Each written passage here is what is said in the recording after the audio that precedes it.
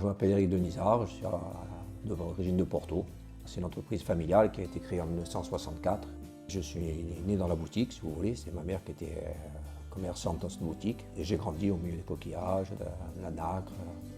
Différentes étapes, c'est d'abord qu'on achète le corail brut chez le corailleur. Après, on le découpe en petits morceaux. Donc, en fonction de la branche, on sait si on va faire des perles, si on va faire un bracelet.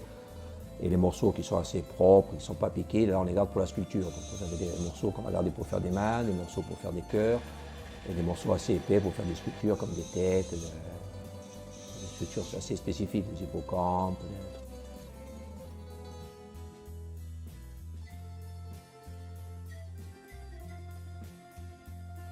L'étape, c'est surtout la création d'un modèle, un nouveau modèle. Quand il y a des clients qui arrivent qui veulent un modèle spécifique, donc là oui, c'est ce que je préfère. C'est une sorte de challenge. Est-ce que je vais arriver à le réaliser? Parce que c'est pas évident d'arriver toujours à faire des sculptures, à faire sortir la pièce d'un morceau de corail.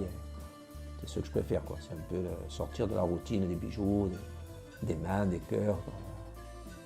Le plus technique, c'est tout ce qui est sculpture, c'est assez minutieux, il ne faut pas se louper sur des pièces parce qu'on ne peut pas se rattraper. Une fois que vous vous loupez, c'est fini. La pièce de corail, vu le prix du corail, tout ça, c'est difficile.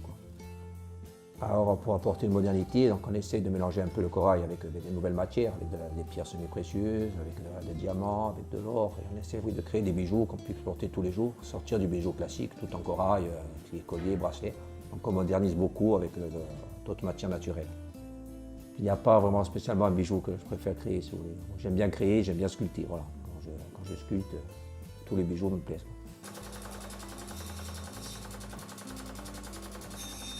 L'avenir de la boutique, moi je vois toujours dans la fabrication, rester local et après se développer un peu sur les réseaux sociaux avec un site internet pour un peu exporter un peu nos produits un peu dans le monde entier.